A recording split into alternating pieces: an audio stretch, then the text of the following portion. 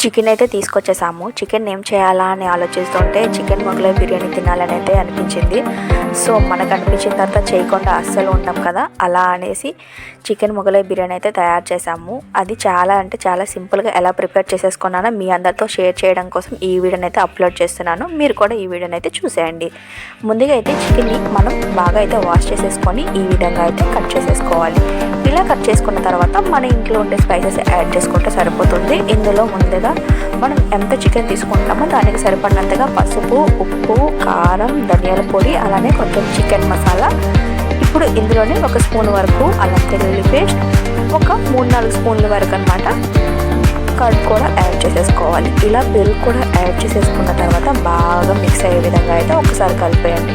ఇలా బాగా మిక్స్ అయిన తర్వాత దీన్ని కవర్ చేసేసుకొని ఒక 30 నిమిషాల పాటు అనమాట రెస్ట్ అయితే ఇచ్చేయండి. అప్పుడే మనం వేసిన మసాలాలు అనేవి చికెన్ అనమాట బాగా అయితే పడతాయి.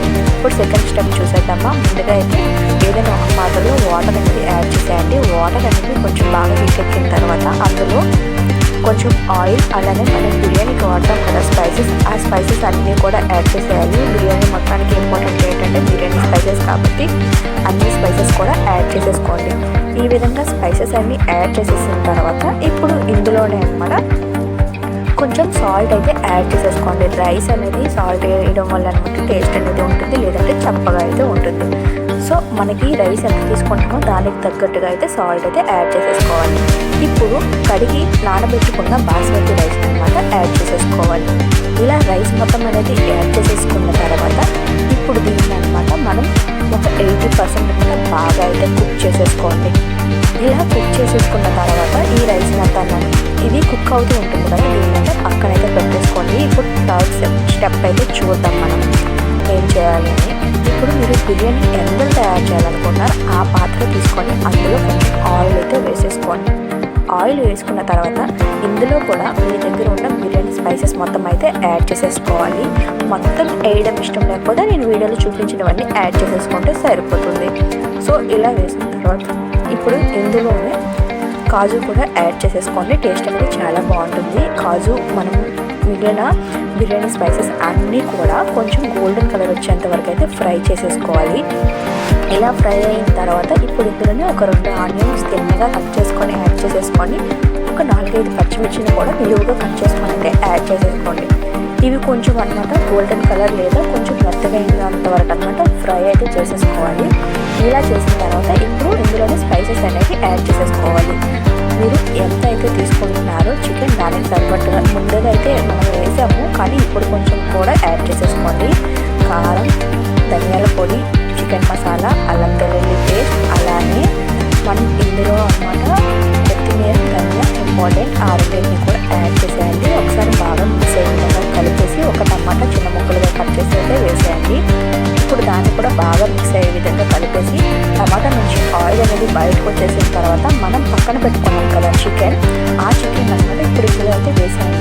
ఇప్పుడు వేసేసి బాగా అయితే ఒకసారి మిక్స్ చేసేయండి. ఇలా మిక్స్ చేసిన తర్వాత చికెన్లో ఉండే వాటర్ అనేది బయటకు వచ్చేంత వరకు అనమాట కవర్ చేసుకొని అయితే 10 నిమిషాల వరకు కుక్ చేసుకోండి. ఇలా కుక్ చేసుకున్న తర్వాత 10 నిమిషాల తర్వాత అనమాట ఢక్కన అయితే ఓపెన్ చేసేసి మధ్య మధ్యలో కలుపుతూ అయితే ఉండండి, లేదంటే అడుగంటిపోతుంది. చూసారు కదా వాటర్ అనేది చికెన్ నుంచి మొత్తం అయితే బయటకు వచ్చేసింది. సో ఈ విధంగా బయటకు వచ్చిన తర్వాత దీన్ని ఒకసారి అంతా బాగా మిక్స్ అయ్యే విధంగా అయితే కలిపేసుకోవాలి. పీసెస్ అనేవి మరీ ఎక్కువగా కలుపుకోండి, పీసెస్ అనేవి సపరేట్ అయిపోతాయి. సో కొంచెం స్లోగా అయితే కలిపేసుకోండి. ఇప్పుడు ఇందులో చికెన్ కుక్ అవ్వడానికి కావాల్సిన వాటర్ని అయితే యాడ్ చేసేసుకోండి. వాటర్ మరీ గ్రేవీ పెట్టినంత యాడ్ చేయకుండా కొంచెం తక్కువగా అయితే పీసెస్ ఉడికినంత వరకు యాడ్ చేసేసుకోండి. ఇప్పుడు దీన్ని కుక్ చేసి ఇంకొక 10 నుంచి 12 నిమిషాల వరకు అయితే కుక్ చేసేసుకోవాలి. ఇలా బాగా కుక్ అయిన తర్వాత దీన్ని మూతను అయితే తీసేసి మరొకసారి అనమాట కలిపేసుకోవాలి. మనం కలపడం ఇక్కడ చాలా ఇంపార్టెంట్, ఎందుకంటే చికెన్ అనేది అడుగంటిపోతే టేస్ట్ అనేది చాలా మారిపోతుంది కాబట్టి. సో ఇక్కడ పీసెస్ అనేది వాటర్ అనేది బాగా ఇంకిపోయి కొంచెం గోల్డెన్ కలర్ వచ్చిన తర్వాత అనమాట వెయిట్ అయితే చేయాలి. అప్పుడే మనకు అసలు చికెన్ అనేది బాగా ఉడికిందని అర్థం. చూసారు కదా పీసెస్ అనేది చూసుకుంటే ఎంత బాగా కనిపిస్తున్నాయో. ఇప్పుడు దీన్ని అనమాట వేరొక బౌల్లో కలిసి తీసేసుకోండి. ఇలా చికెన్ మొత్తం బయటకు తీసిన తర్వాత ఆ అడుగున మసాలా అనేది ఉంటుంది కదా, దాన్ని అనమాట పక్కనైతే ఉంచేసుకోవాలి. అదే కడాయిలో ఉంచేసుకొని ఇప్పుడు దానిపై మనం రైస్